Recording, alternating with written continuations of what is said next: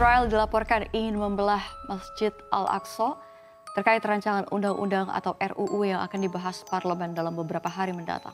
Makin biadab, baru-baru ini Israel telah mengeluarkan rang undang-undang ingin membelah Masjid Al-Aqsa kepada dua bahagian, dan sekiranya perkara ini terjadi, maka akan berlakunya perang agama. Persoalannya, mengapa sejak dahulu lagi Yahudi ingin merampas Masjid Al-Aqsa? Apakah agendanya? Jom tonton video ini sehingga habis.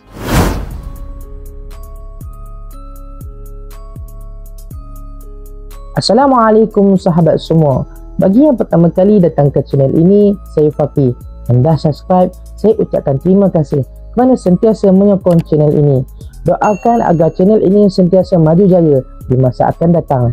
Like dan komen anda menambahkan lagi semangat saya untuk terus berkarya di YouTube ini.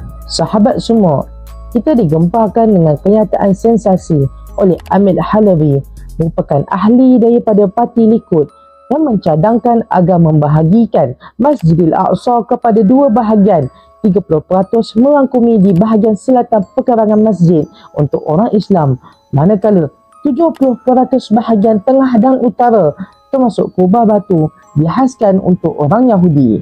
Sekiranya perkara ini diluluskan, maka orang Yahudi akan dibenarkan memasuki Masjidil Aqsa dari semua pintu, termasuk pintu Maghribi, pintu yang kini di bawah kawalan penuh pihak berkuasa Israel yang tidak boleh diakses oleh rakyat Palestin. Perkara ini bukan sahaja mendapat penentangan daripada Palestin, malah Jordan sebagai penjaga tempat suci umat Islam dan Kristian juga menentang perkara ini. Mufti Besar Baitul Maqdis, Syekh Muhammad Hussein, mengatakan sekiranya perkara ini terjadi, maka akan berlakunya perang agama yang bukan sahaja melibatkan Palestin, bahkan melibatkan satu dunia yang mungkin tidak dapat menyelamatkan sesiapa pun. Jelas kita dapat melihat bahawa Yahudi secara halus ingin mengambil Masjidil Aqsa dengan mengambil 70% daripada keseluruhan Masjidil Aqsa berbanding umat Islam yang hanya diberikan hak sebanyak 30%. Sahabat semua, timbul persoalan di sini, mengapakah rejim Israel begitu bersungguh-sungguh sejak dahulu lagi ingin menaklukkan Masjidil Aqsa? Sahabat semua, agama Yahudi merupakan salah satu daripada tiga agama yang mengakui kesucian Baitul Maqdis. Orang Yahudi meyakini bahawa Baitul Maqdis, khususnya tanah Palestin, merupakan tanah yang dikurniakan Tuhan buat mereka. Orang Yahudi mengatakan bahawa mereka merupakan bangsa yang terpilih daripada bangsa yang lain dalam menjaga kesucian Masjidil Aqsa. Hal ini kononnya, mereka mengatakan bahawa Allah Subhanahu Wa Taala melantik kebanyakan para nabi dan rasul daripada kalangan umat Yahudi. Ini menjadikan mereka bertambah sombong dan angkuh, bukan sahaja kepada manusia, bahkan kepada Tuhan semesta alam, yakni Allah Subhanahu Wa Taala. Hakikatnya, faktor utama yang menarik minat kaum Yahudi dalam bersungguh-sungguh menjaga kesucian Masjidil Aqsa disebabkan oleh pembinaan Haikal Sulaiman di atas Masjidil Aqsa. Apakah itu Haikal Sulaiman? Apa kaitannya dengan kaum Yahudi? Dengar ini baik-baik.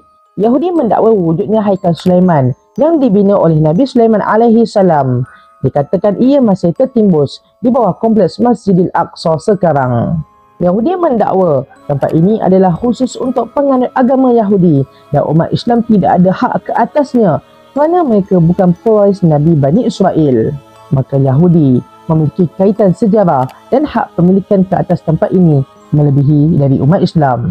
Mereka merasa bangga dengan pemerintahan Nabi Sulaiman di Palestin dan menganggapnya sebagai pemerintahan Yahudi.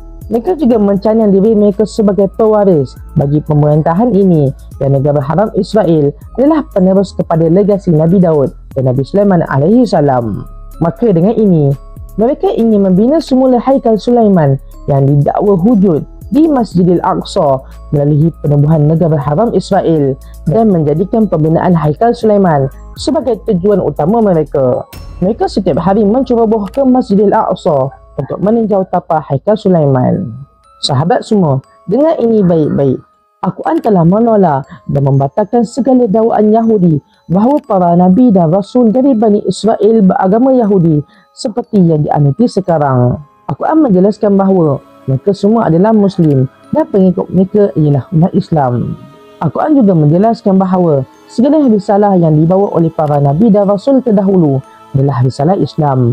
maka Nabi Daud dan Nabi Sulaiman alaihi salam ialah orang Islam dan pemerintahan baginda adalah pemerintahan Islam dan bukannya Yahudi terbina atas dasar perkauman jahat. Adalah menjadi satu kesalahan apabila sebahagian orang menyempitkan makna Islam hanya pada risalah yang dibawa oleh Nabi Muhammad sallallahu alaihi wasallam yang muncul di Mekah, seolah-olah Islam adalah agama yang baru muncul dan tidak memiliki legasi dari agama terdahulu. Penyempitan makna Islam seperti ini adalah satu kesilapan. Islam adalah risalah semua Nabi dan Rasul. Kesemua mereka ialah Muslim dan setiap pengikut yang beriman dalam kalangan mereka ialah orang-orang Islam, bermula daripada Nabi Adam sehingga Nabi Muhammad sallallahu alaihi wasallam. Maka Islam dengan makna ini memiliki rantaian sejarah yang panjang dan bukan hanya bermula dengan kemunculan Nabi Muhammad sallallahu alaihi wasallam di Mekah. Nabi Nuh dan pengikut baginda ialah Muslim. Nabi Ibrahim dan pengikut baginda ialah Muslim. Begitu juga dengan nabi-nabi dari Bani Israel. Nabi Muhammad SAW merupakan penutup bagi nabi dan rasul. Islam ini juga membatal syariat umat terdahulu. Islam yang diteruskan legasinya oleh Nabi Muhammad SAW adalah agama yang dirodai oleh Allah Subhanahu wa taala untuk umat manusia. Firman Allah Subhanahu wa taala, sesungguhnya agama yang diridai di sisi Allah Subhanahu wa taala hanyalah Islam. Maka dengan dalil ini telah menjadi lengkap dan sempurnalah Islam yang bermula dari Nabi Adam alaihi salam. Pada hari ini telah kusempurnakan untuk kamu agamamu dan telah kucukupkan kepadamu nikmatku dan telah kuredha Islam itu menjadi agama bagimu. Maka Islam yang dibawa oleh Nabi Muhammad adalah agama bagi kesemua Nabi dan Rasul. Antara pemalsuan hakikat yang dilakukan oleh Yahudi adalah dengan mendakwa bahawa Nabi Daud dan Nabi Sulaiman sebagai pengikut agama mereka dan pemerintah baginda di Palestin adalah pemerintah perkauman Yahudi. Maka atas sebab inilah Nabi Daud berlepas diri daripada orang-orang kafir walaupun mereka daripada bangsa baginda dan baginda juga melaknat mereka. Firman Allah Subhanahu wa taala, orang-orang kafir Yahudi dari Bani Israel telah dilaknat di dalam kitab-kitab Zabur dan Injil melalui lidah Nabi Daud dan Nabi Isa ibni Maryam. Yang demikian itu disebabkan mereka mendahaka dan selalu menceroboh. Berdasarkan apa yang disebutkan ini, maka Yahudi pada hari ini telah mengkafir dan menyeleweng daripada ajaran sebenar Nabi Daud tidak memiliki hak ke atas pemerintahan baginda di Palestin. Mereka telah dilaknat melalui Al-Quran, bermakna mereka tidak diridai oleh Allah Subhanahu wa taala. Inilah yang dimaksudkan bahawa pemerintahan Nabi Daud dan Nabi Sulaiman adalah pemerintahan Islam, iaitu mereka menyuruh manusia agar tunduk kepada Allah tanpa mengira bangsa. Pemerintahan ini bukan terbina atas fahaman keyahudian yang rasis lagi penuh kebencian.